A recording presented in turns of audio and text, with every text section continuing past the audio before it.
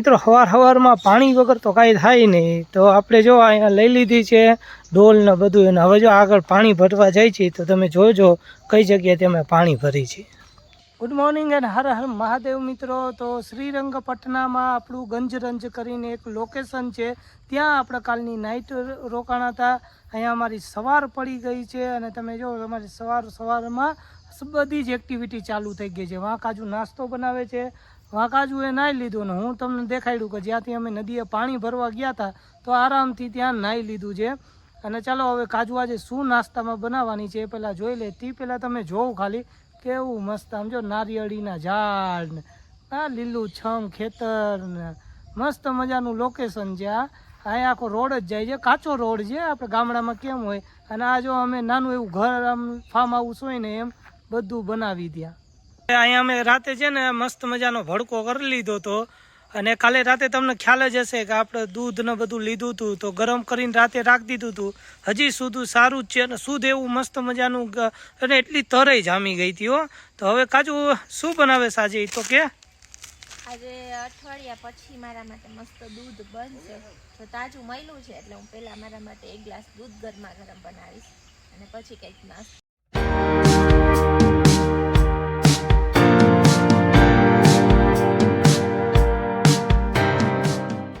મિત્રો આમ જો આ સૂરજ કેવો ઉગે ને કેવો દેખાય. અને આ હવે જો મસ્ત મજાનો નારિયેળનો ઝાડ છે તો વિચારી કે આની ઉપર ચડી જાય. કાજુ શું કહેશ? ચડીને બે ચાર તોડી દો.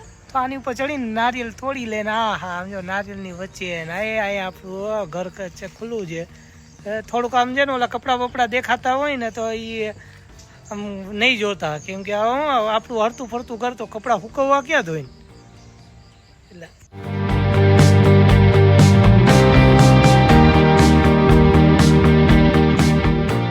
ફાઇનલી અહીંયા બને છે આપણા પોહા બટેકા. જો આ પોહાની આખી ડીશ ભરી લીધી છે અને હવે ડુંગળીનો મસ્ત વઘાર થાય છે. અને આ મસ્ત વાતાવરણમાં ગરમ મસાલો ચટણી ને બધું નાખી દે રેડી થઈ ગયું છે. ખાજો ફટાફટ હો, કેમ કે અહીંથી નીકળવું છે, ભૂખાઈ લાગી છે અને મૈસૂરું પહોંચવાનું છે.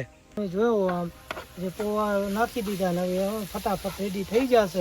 દાડમ નાખે અને હા દાડમના લાલ લાલ તો જો.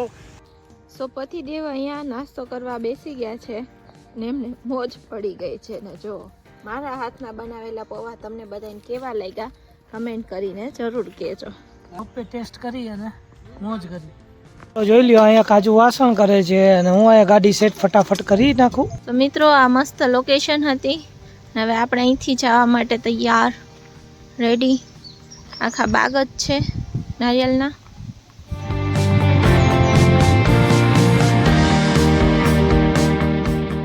શ્રીરંગપટનાથી આપણે અહીંથી અલવિદા ગઈ છીએ. અહીંયા ટીપુ સુલતાનનો ડેડ પ્લેસ છે, એમની સમાધિ છે, અને ટીપુ સુલતાનનો સમર પેલેસ.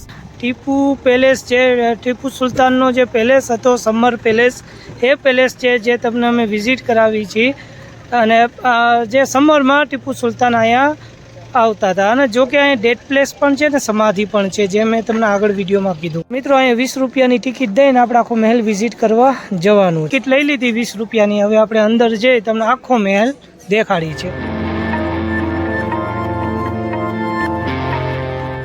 આખો મહેલ છે અને જો આખીની હિસ્ટ્રી અહીંયા લખી છે, વાંચી શકો છો.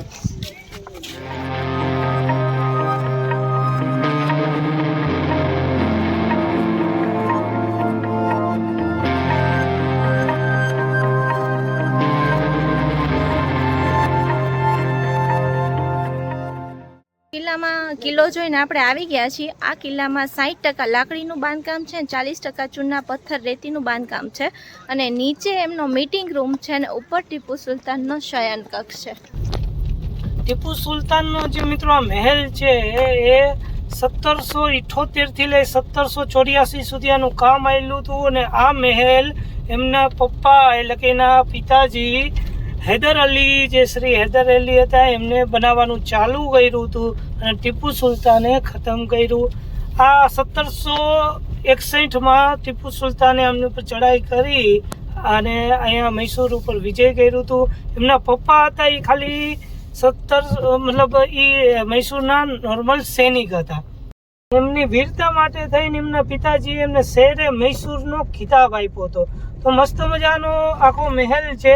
તમે ગમે ત્યારે આવો તો તમે વિઝિટ કરી શકશો. ફાઇનલી પહોંચી ગયા છે મૈસૂર પેલેસ. અને જો હવે ચાલી અને અહીંથી જવાનું છે 700 મીટરથી 800 મીટર સુધી. પાર્કિંગ અહીંયા છે 80 રૂપિયા પાर्किंगના છે. तो चलो હવે આગળ મળીએ. ऑटो में फुल एंजॉयमेंट कर रहे हैं भैया. जा रहे हैं पैलेस देखने. मैसूर पैलेस जो है मैसूर का. और ये देखिए ऑटो में ये सामने है और ये देखिए हमारी सीढ़ी जो है वो पीछे है. પહોંચી ગયા છીએ મૈસૂર પેલેસ છે. અહીંનો પ્રખ્યાત પેલેસ છે મૈસૂરનો. તમે જો એમનો મેઇન ગેટ સાઉથ ગેટ કહેવામાં આવે છે. તો સાઉથ ગેટે એન્ટર થવા જઈ રહ્યા છીએ. અને અહીં 120 રૂપિયાની ટિકિટ છે. ચિલ્ડ્રન હોય તો 70 રૂપિયા અને ફોરેનર હોય તો અહીંયા 1000 રૂપિયાની ટિકિટ છે. મૈસૂર પેલેસ જે અંબાવિલાસ નામથી પણ જાણીતું છે. કર્ણાટક રાજ્યમાં સ્થિત આ ભવ્ય એવો આલીશાન મહેલ છે. સૌથી પહેલો આ મહેલ 14મી સદીમાં બનાવેલો હતો. ચંદનની લાકડીથી આખો મહેલ બનાવ્યો હતો. લગ્ન પ્રસંગમાં આખો મહેલ સળગી ગયો હતો. અત્યારે જે મહેલ આપણે જોઈએ છીએ 1897 થી લઈ 1912 સુધીમાં બનેલો છે. આગળ વધ્યા પહેલા તમે અમારી ચેનલમાં જો નવા હોય તો અમને સબસ્ક્રાઇબ કરી લ્યો અને બેલ આઇકોન તો જરૂર દબાવજો, જેથી કરી નવા સારા એવા વિડીયોનું તમને અપડેટ મળે રાખે. મહેલની અંદર પ્રવેશવા માટે 3 મેઇન ગેટ આવેલા છે. મહેલનો મેઇન ગેટ અથવા તો પૂર્વ સાઈડનો જે ગેટ છે એ વીઆઈપી એન્ટ્રી માટે અથવા તો દશેરા જ ખોલે છે. કેન્દ્રમાં ધનની દેવી ગજાલક્ષ્મી દેવીની મૂર્તિ પણ સ્થાપિત છે. મૈસૂર પેલેસનું જે જોવાલાયક છે, તમે જો આ આખું ઘુમ્મટ છે એને લીધે જ આ પેલેસની રોનક કંઈક અલગ જ થઈ જાય છે. અને આ આખા પેલેસમાં આખી છત છે એ સ્કોટલેન્ડમાં બનાવેલી છે.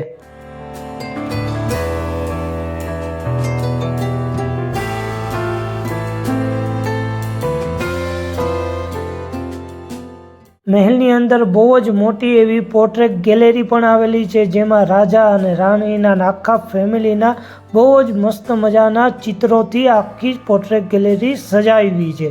તેમાં તમે બધું જ અંદર આખા રાજા રાણીના ફોટાથી માંડી હથિયારથી માંડીને ઘણું ખરું તમે ત્યાં જોઈ શકશો. ત્યારે તમે પ્રવેશદ્વારમાં જોશો તો પિત્તળના વાઘથી જ આખું પ્રવેશદ્વાર છે. અને આ જે સ્થાન દેખાય છે ત્યાં કુસ્તીનો અખાડો એવો પણ છે. મહેલમાં અંદર ચાંદીથી બનેલી ખુરચીઓ છે, સાથે સાથે તમે હાથી દાંતથી બનાવેલા અરીસા પણ છે. જનતા દરબારનો આ મેઇન ગેટ છે અને કહેવામાં આવે છે કે અહીં અંદર પ્રવેશતા જ તમને પહેલા રાજાની મૂર્તિ દેખાડશે અને તે પછી તમે જેવા જ અંદર જાશો તો આ જનતા દરબાર કહેવામાં આવે છે. અહીંયા બધા જ જે જનતા છે એની ઘોષણાથી માંડી બધું અહીંયા કરવામાં આવે છે. જનતા દરબારમાં તમે જોશો એટલે રંગબેરંગી તમને થાંભલા દેખાડશે, સ્તંભ દેખાશે અને જનતા દરબારની તો રોનક જ કંઈક મિત્રો અલગ છે. મહેલને જેટલું તમને દેખાડવું એટલું ઓછું છે, કેમ કે એટલો સુંદર અને આલીશાન આ મહેલ છે. જો તમે મૈસૂર આવો તો એક વખત તો આ મહેલને વિઝિટ કરવો જ જોઈએ, કેમ કે આ અદ્ભુત છે. આ પેલેસમાં આ પ્રાઇવેટ દરબાર કહેવામાં આવે છે, કેમ કે અહીંયા મહત્વના નિર્ણયો રાજા લેતા હતા. અને તમે જો સોનાથી મઢેલો હોય એવો આ આખો પ્રાઇવેટ દરબાર લાગે છે. અને ઘણા ખરા નિર્ણયો અહીંયાથી બેસીને જ રાજાએ લીધા છે.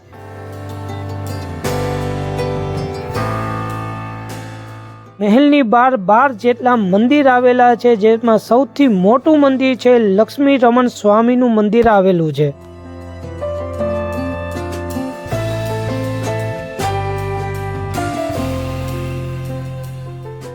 ને જો તમે પણ આ વિચારતા હોય કે મૈસૂર પેલેસની વિઝિટ લેવી છે તો દશેરાનો બેસ્ટ ટાઈમ હોય છે, ત્યારે આખો મહેલ લાઇટોથી શણગારવામાં આવે છે.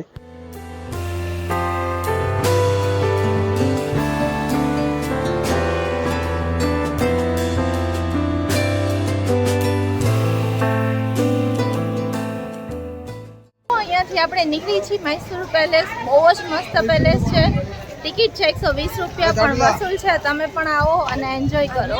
છે ને મહેલમાં પણ પાર્કિંગ છે આરામથી. તમે જો અહીંયા પાર્કિંગ છેલ્લે તમને વાં દેખાય ને ત્યાં બધું પાર્કિંગ જ છે. ગમે ત્યારે આવો તો મહેલ સુધી આરામથી તમારી ગાડી લઈને આવી જાવ, કેમ કે આગળ તમને ઘણું એવું કહેશે કે અહીંયા ગાડી પાર્ક કરી દો, અહીંયા કરી દો, તો ત્યાં ક્યાંય કરવાની થતી નથી. મૈસૂરમાં ટ્રાફિક જુઓ મિત્રો, આ મૈસૂરની બજાર છે. અત્યારે આપણે પહોંચી ગયા છીએ મૈસૂરમાં વૃંદાવન ગાર્ડન. વૃંદાવન ગાર્ડનમાં આવી ગયા છીએ, પણ એને કહીને બપોરનો ટાઈમ છે એટલે તડકો લાગે છે ને અમારે પછી આપણે આગળ નીકળવાનું છે. બાકી સાચો ટાઈમ છે ને અહીંયા સાંજના ટાઈમે, ઇવનિંગના ટાઈમે આવો ને તો તમને મજા આવે. આ ઓલીકોર આખું મારે ખ્યાલથી ડેમ લાગે છે કે કંઈક પહાડી મોટી બધી છે, 90% તો ડેમ જેવું જ લાગે છે.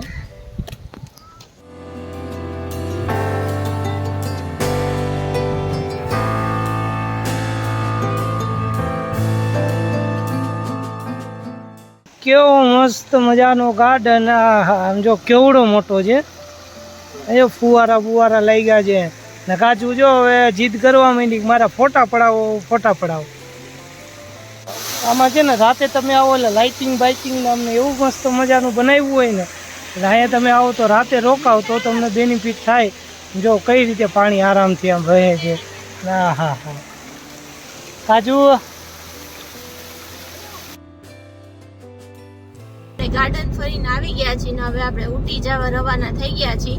વાગી ગયા હતા ગાર્ડન ફરીને નીકળ્યા ત્યાં તો 4 વાગી ગયા હતા ને કંઈ જમ્યું નહોતું એટલે આપણે હોટલમાં જમી લીધું છે હવે ને આગળ ઉટી તરફ વધી છીએ.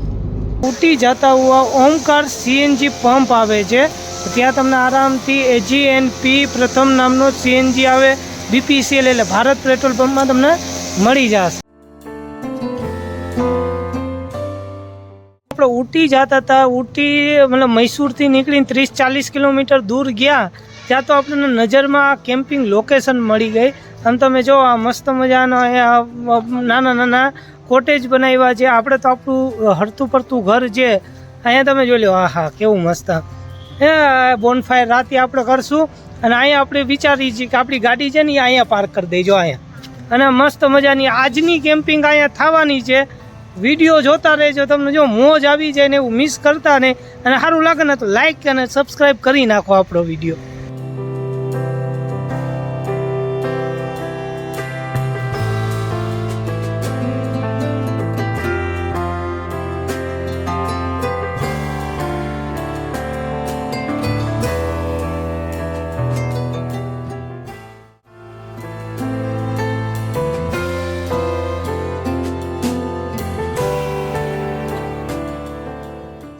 આજે કાજુનો બર્થડે હતો અને આપણે કાજુનો બર્થડે જો ન બનાવીએ, આજે 31 છે અને હેપી ન્યૂ યર આવવાનું, તો આપણે કાજુનો બર્થડે ના કરીએ એવું તો બને જ નહીં.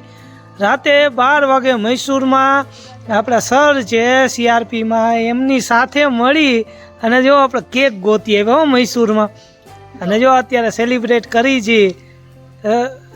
હર હર મહાદેવ બધાને. જો અત્યારે 12:15 આપણે કેક કટિંગ તો કરી જ.